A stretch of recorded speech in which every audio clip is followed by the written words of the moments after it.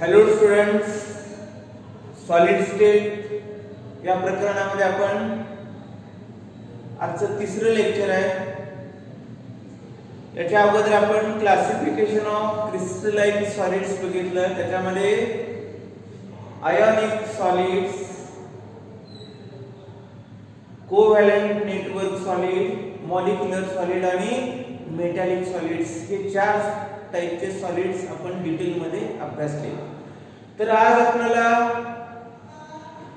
Metals are malleable and ductile.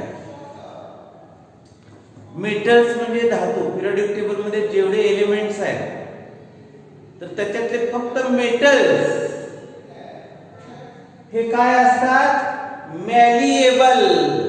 मॅलिएबल means the tendency of a metal to be drawn into thin form or thin, that is flattened form. म्हणजे थोडासा असं मला सांगता येईल, पातळ पत्रा बनवता येतो. Metals are malleable means that the metals can be drawn into thin sheets. Thin sheets म्हणजे पातळ, sheets म्हणजे पत्राच्या स्वरूपात.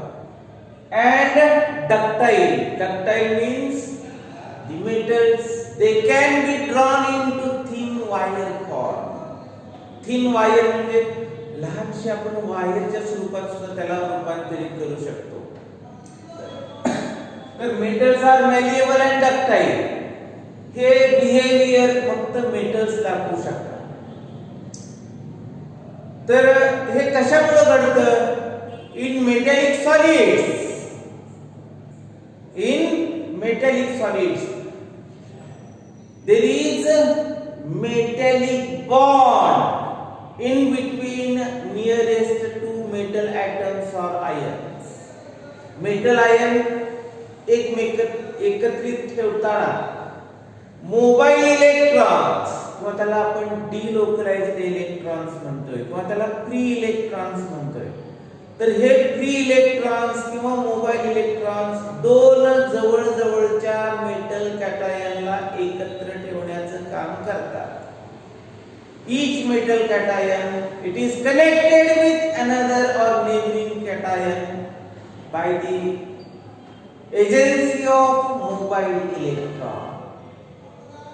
त्याच्यासाठी आपण एक फिगर बघणार आहे. इथं समजा हा मेटल क्रिस्टल आहे.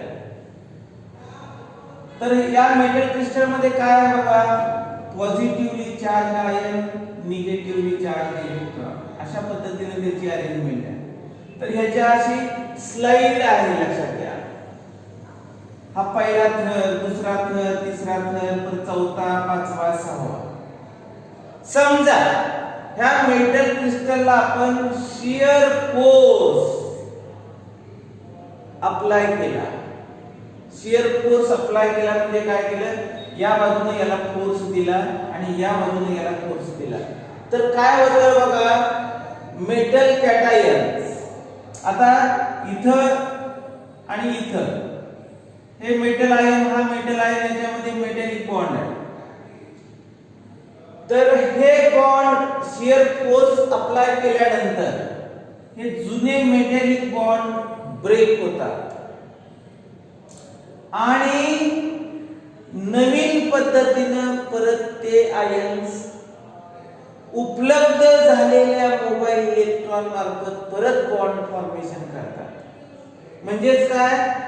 metallic bond breaks and they again forms, means metallic bonds remains intact. तर असा शियर फोर्स लावल्यानंतर त्या क्रिस्टल मधले फक्त मेटल कॅटायन्स जे आहेत ते स्लाइड होतात. एका ठिकाणाहून दुसऱ्या ठिकाणी स्लाइडिंग होतं त्याचं. आता हे स्लाइडिंग होत असताना एक कॅटायन आणि दुसरा कॅटायन यांना एकत्रित ठेवताना जो मोबाईल इलेक्ट्रॉन आहे तो तिथनं निघून जातो आणि दुसऱ्या मोबाईल इलेक्ट्रॉन मार्फत त्या दोन्ही कॅटायन मध्ये बॉन्ड फॉर्मेशन होतं. तर असं स्लाइडिंग क्रिस्टलचं झाल्यानंतर किंवा त्याच्या पुढची इथं फिगरला नाव काय दिले बघा, ऍप्लिकेशन ऑफ शिअरिंग फोर्स. तर शिअरिंग फोर्स जर अप्लाय केला तर आणखी जर जास्त अप्लाय केला तर ही पूर्ण बाजू इकडे येईल, ही पूर्ण बाजू इकडे येईल. अशी एक स्टेज येईल की काय होणार आहे, हा खालचा लेयर काय होणार आहे याच्या बरोबरतीच तो तयार होईल. Positive electron, positive ion, electron, positive ion, electron, positive electron. तसंच इथं positive ion electron, positive ion electron.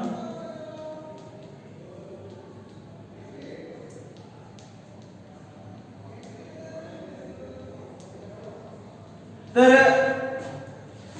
इथला लेयर जो होता तो लेयर काय केला आपण, स्ट्रेस जास्त केल्यामुळे काय होणार आहे, तो या बाजूला येतो. परत आणखी आपण याला स्ट्रेस दिला दोन्हीला तर काय होणार आहे, हा लेयर अशी एक स्टेज येईल की त्या स्टेजला काय होणार आहे, अशा स्वरूपाचा पातळ स्वरूपात एकच लेयरचा cation electron, cation electron, cation electron, cation electron. तर अशा पद्धतीचं त्याचं क्रिस्टल स्ट्रक्चर तयार होईल. म्हणजे ते पूर्ण लाईन याला आणखी प्रेस केलं तर सगळे मेटल कॅटायन आणि इलेक्ट्रॉन अशा पद्धतीने अरेंज होतील. म्हणजेच मॅलिएबिलिटी, याला म्हणायचं मॅलिएबिलिटी. डेफिनेशन मॅलिएबिलिटीची काय सांगता येईल बघा, the tendency of a metal where a metal is hammered or where a shear force is applied. The metal cations, they are bonded with another metal cations by the agency of mobile electrons, or it is also known as delocalized electrons. That bonds breaks where after applying shearing force or when the metals are hammered, means old bond breaks and metal cations they forms metallic bond along with newly available electron in that crystal.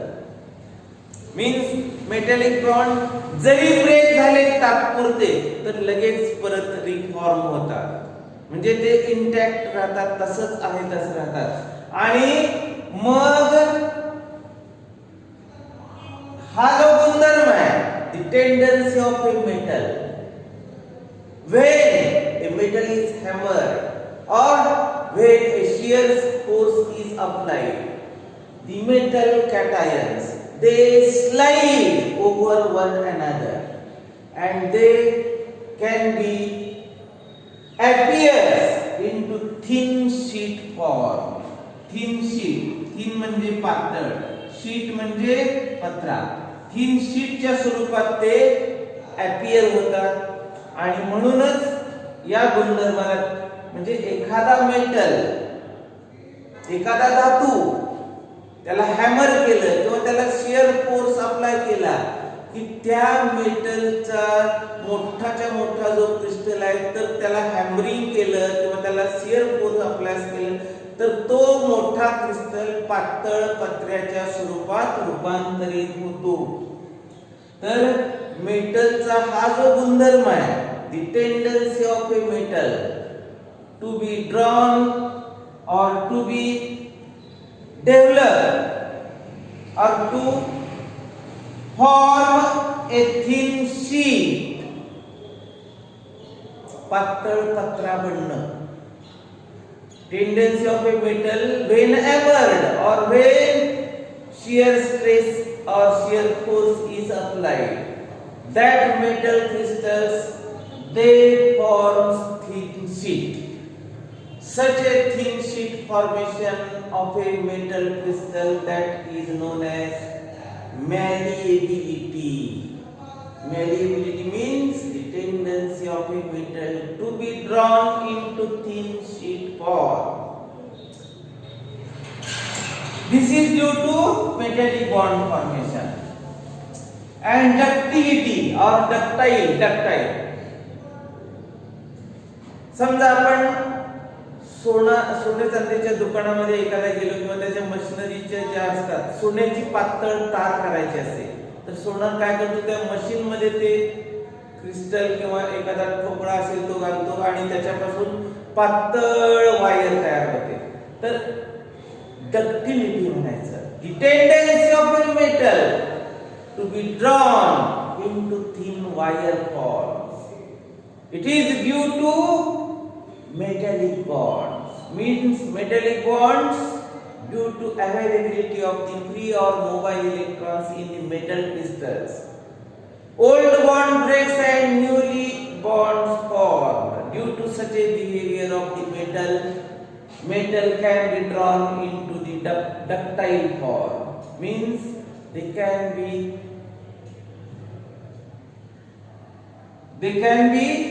developed into the ductility or ductile form. Ductile means पातळ वायरच्या स्वरूपात आपण त्यांना रूपांतरित करू शकतो.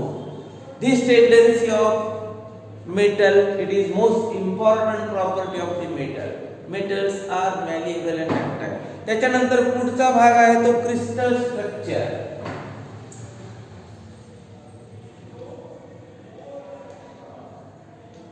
Crystal structure.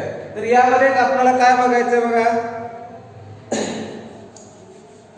दी ordered म्हणजे नियमित, 3 dimensional arrangement. The ordered 3 dimensional arrangement of the constituent particles in a crystal in a 3 dimensional periodic array manner known as crystal structure. एखादा क्रिस्टल आहे, एखादा स्फटिक आहे, तर त्या स्फटिकामध्ये जे लहान कण आहेत त्यांची रचना कशी असते. ऑर्डर्ड अरेंजमेंट, ऑर्डर्ड म्हणजे नियमानं, अरेंजमेंट म्हणजे रचना.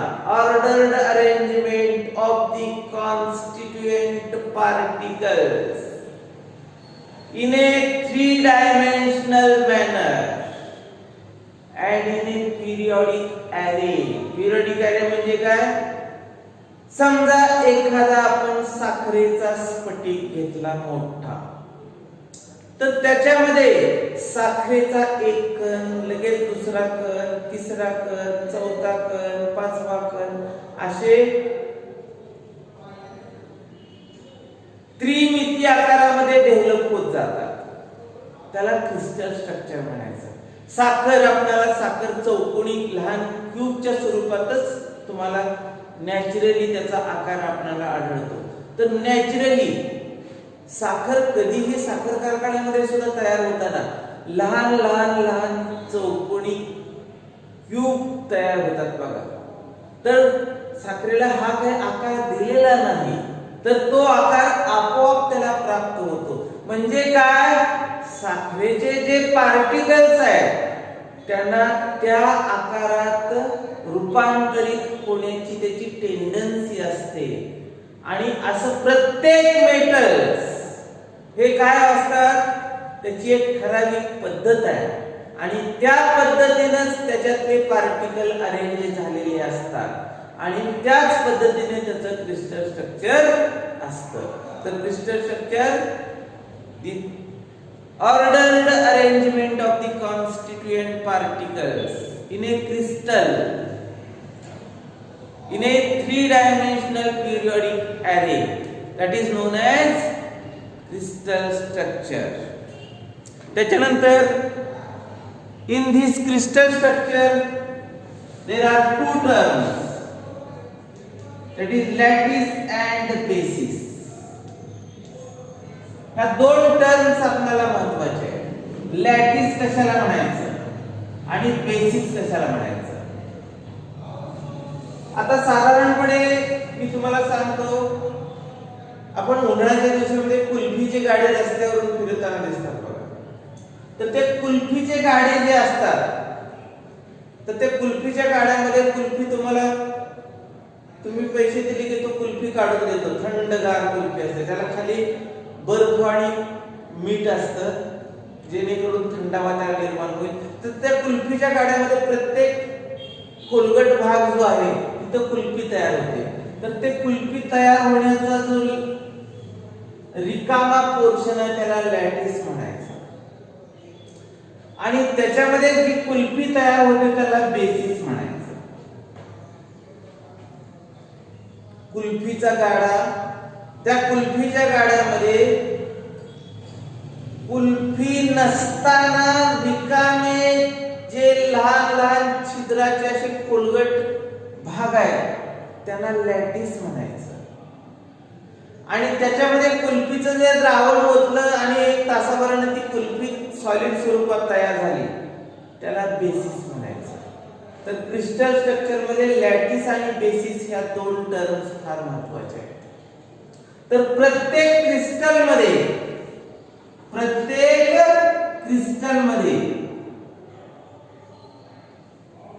अशा मोकळ्या खोबण्या असतात, त्याला खोबणं म्हणूया आपण, किंवा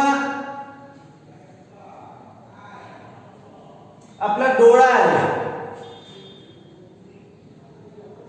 आता समजा ऑपरेशन झालं किंवा हे झालं किंवा एखादा डोळा काढला,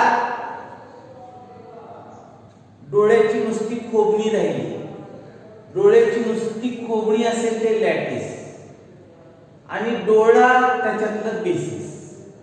डोळ्याच्या खोबणीत डोळा बसवला, डोळा हा बेसिस, डोळ्याची खोबणी ही लॅटिस. तसंच आपण हे दाखवलेले हे मोकळे मोकळे किंवा अक्षे गोल हे लॅटिस म्हणायचे, किंवा याला स्पेस लॅटिस पण म्हणतात. स्पेस लॅटिस म्हणजे काय, हे रिकामे आहे आणि त्याच्यामध्ये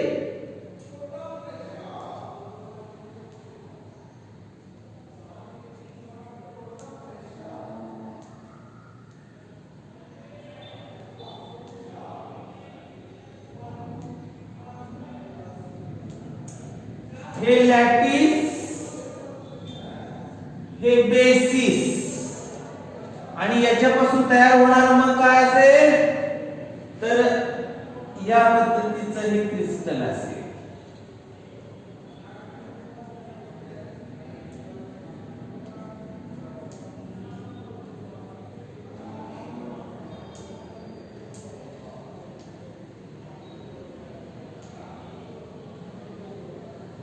म्हणजे काय केलं, हे बेसिस चे पार्टिकल्स याच्यामध्ये बसले.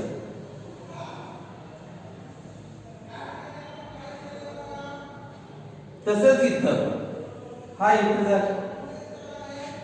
हे बेसिसचे पार्टिकल ह्या लॅटिस मध्ये जाऊन बसल्यानंतर अशा पद्धतीचं हे क्रिस्टल स्ट्रक्चर तयार होईल. तर क्रिस्टल स्ट्रक्चर कसं काढले बघा, ह्या एम्प्टी स्पेसेस आहेत.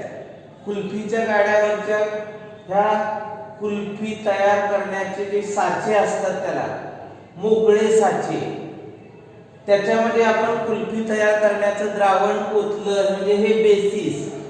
हे द्रावण या साच्यामध्ये ओतल्यानंतर ही कुल्फी तयार झाली.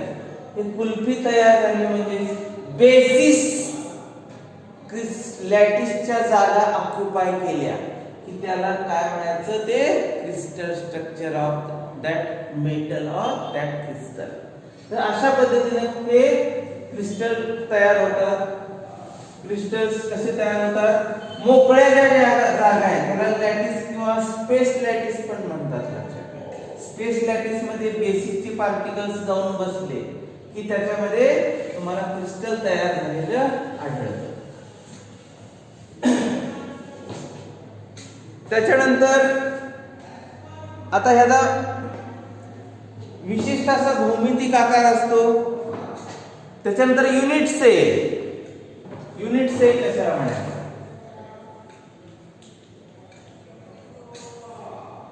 दी 3 डायमेन्शनल किंवा युनिट सेल, याला युनिट म्हणजे सिंगल, एक सिंगल सेल, एक सिंगल पार्टिकल.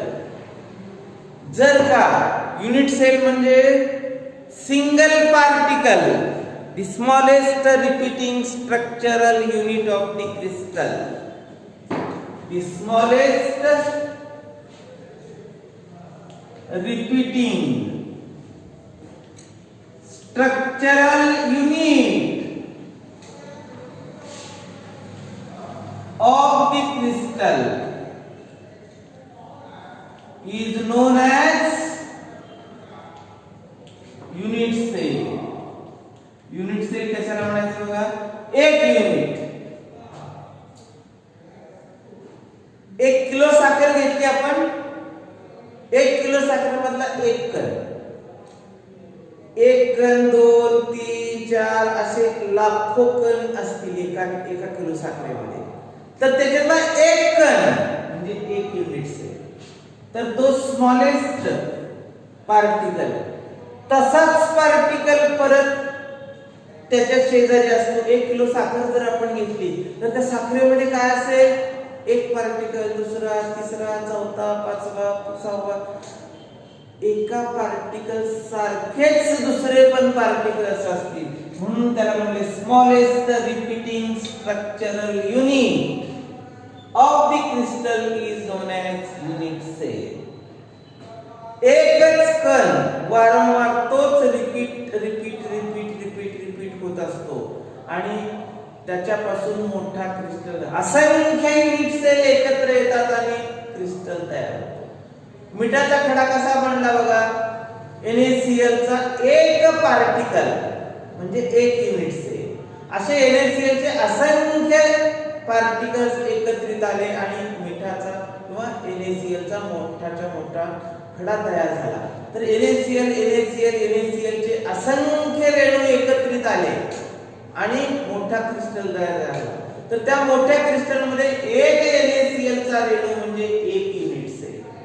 तर युनिट सेल आपल्याला कळालं असेल. त्याच्यानंतर the smallest portion of a crystal lattice which when repeated in a different directions generates a entire lattice is known as unit cell. तर प्रत्येक युनिट सेलला काही पॅरामीटर्स असतात, लक्षात घ्या. Each unit cell are having it is characterized, each unit cell possess some parameters. समजा मी असा एक स्फटिक काढला,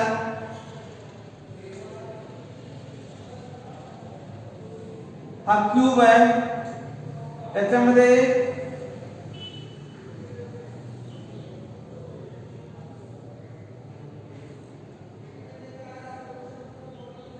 हा क्यूब आहे.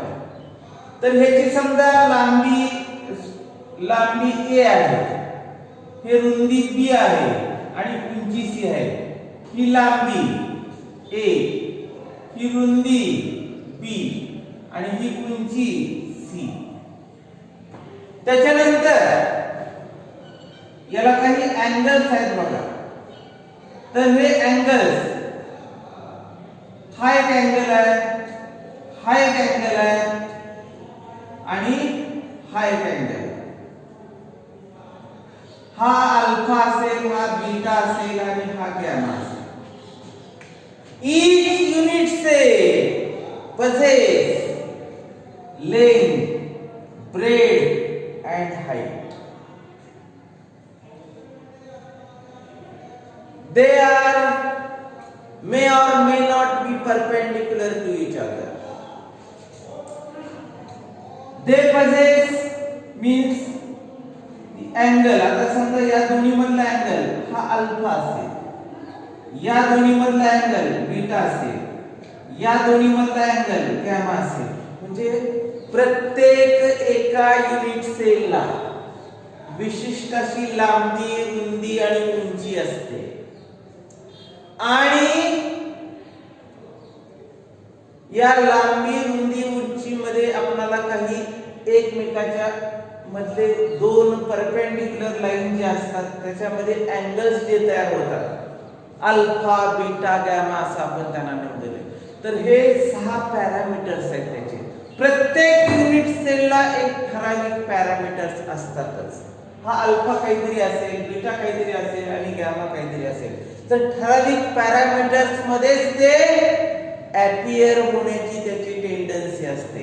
कोणताही पदार्थ लिक्विड स्टेट मधून सॉलिड स्टेट मध्ये क्रिस्टलाइज होताना हे पॅरामीटरचे नियम पाळतो. लक्षात घ्या, तो कोणता क्रिस्टल आहे याच्यावरती ते अवलंबून असेल.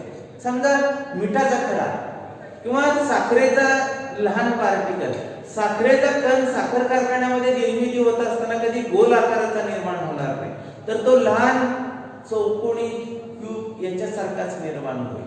तर त्याच्यामध्ये त्या लहान लहान लहान लहान लहान लहान जे कण असतात तर त्यांना ठराविक अशी लांबी रुंदी आणि उंची असते. तर त्याच्यामधले एकमेकाला जोडलेले जे असतात ते क्यूबिक असतात. त्या क्यूबला प्रत्येकी अँगल्स असतात. तर हे लांबी रुंदी उंची किंवा ह्याचे वेगवेगळे अँगल्स यांना आपण पॅरामीटर्स म्हणतो. तर these parameters of a typical unit cell are shown in this figure. तर हे पॅरामीटर्स आहेत. त्याच्यानंतर types of unit cell. Unit सेलचे टाइप्स आपल्याला कसे सांगता येतील बघा. Types of unit cell. पहिला टाइप आहे सिंपल और primitive type of unit cell. Simple और primitive type of unit cell. Primitive किंवा सिंपल युनिट सेल करा. तर आता जी मी फिगर काढली ती तशीच फिगर मी काढतोय. सिंपल किंवा प्रिमिटिव्ह कशाला म्हणायचं.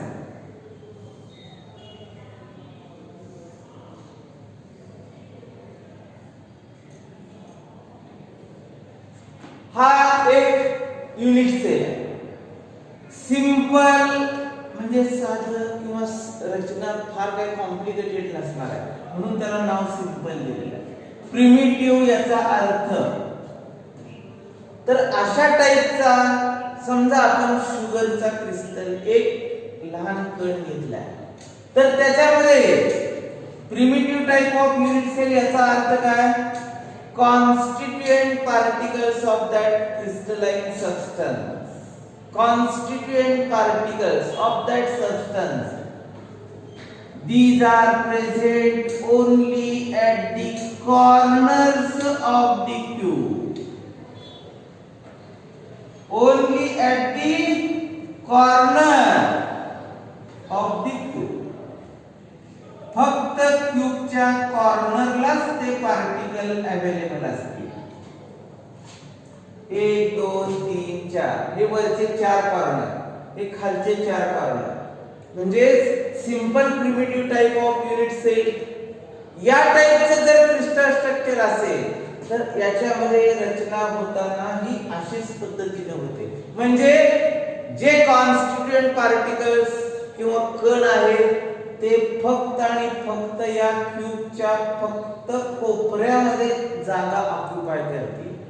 Constituent particles they only occupy at the corners of the cube means such type of unit cell is known as simple primitive type of unit cell. त्याच्यानंतर centered unit cell.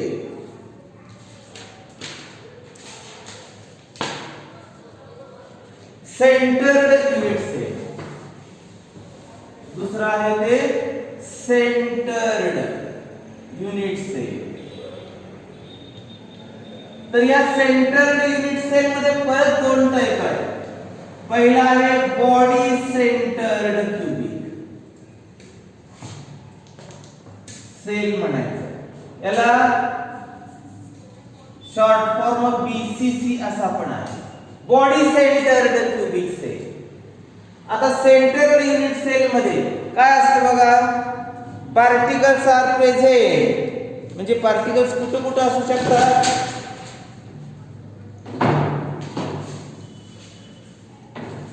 Particles they are present. तर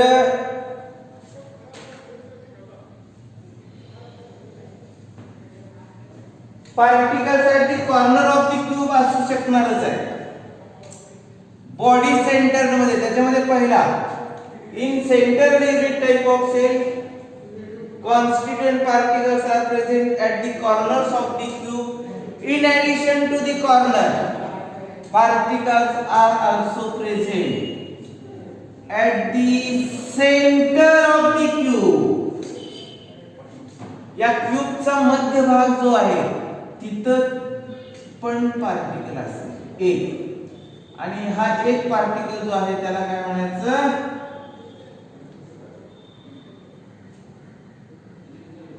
बॉडीच्या सेंटरला आहे, म्हणून body centred cubic type of unit cell म्हणायचं. तर centre unit cell मध्ये परत दोन टाइप. पहिला type body centred cubic cell, किंवा त्याला simply BCC type of unit cell म्हणायचं.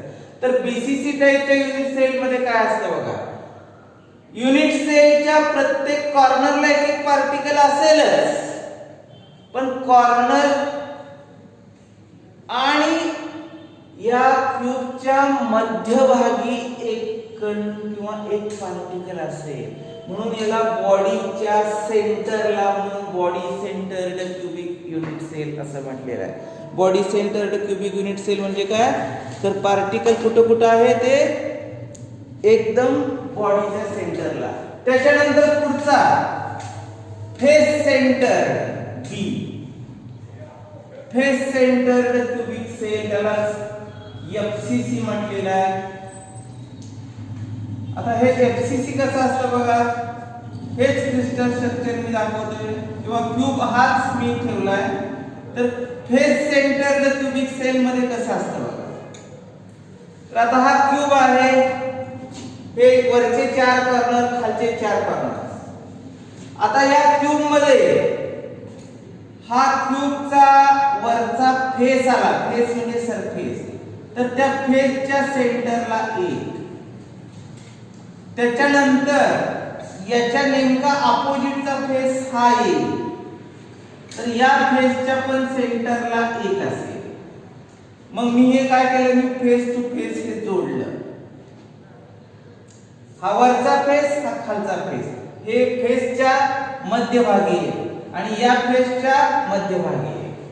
त्याच्यानंतर ही बाजू आणि त्याची अपोजिट बाजू ही, या फेसच्या सेंटरला एक आणि त्याच्या अपोजिट या फेसला एक. म्हणजे हा फेस आणि हा फेस, या दोन्ही फेसच्या एकमेकाला अपोजिट. त्याच्यानंतर हा अलीकडचा फेस आणि हा पलीकडचा फेस. हा फेस आणि हा फेस याचा सेंटर हा इथं असेल, हा इथं असेल. पलीकडचा हा फेस मी जे बोटाने दाखवत होते, हा एक आणि हा अलीकडचा एक. या फेसला एक, फेसच्या सेंटरला आणि या फेसच्या एक, या फेस टू फेस हे एक असेल. म्हणजे याला किती आल्या बाजू, 1 2 3 4 5 आणि 6. 6 बाजूच्या फेसला, 6 फेसच्या सेंटरला पण पार्टिकल्स असतील. म्हणजे face centred cubic unit cell मध्ये पार्टिकल्स कॉन्स्टिट्यूएंट कुठे कुठे असतील? At the corner of the cube. In addition to the corner of the cube, the particles are also present at the centre of each face. आणि म्हणून याला face centred cubic unit cell म्हटलंय. त्याच्यानंतर पुढचा आहे एंड सेंटर्ड, तिसरा type आहे end centred cubic unit cell. End centred मध्ये काय असणार आहे की प्रत्येक पार्टिकल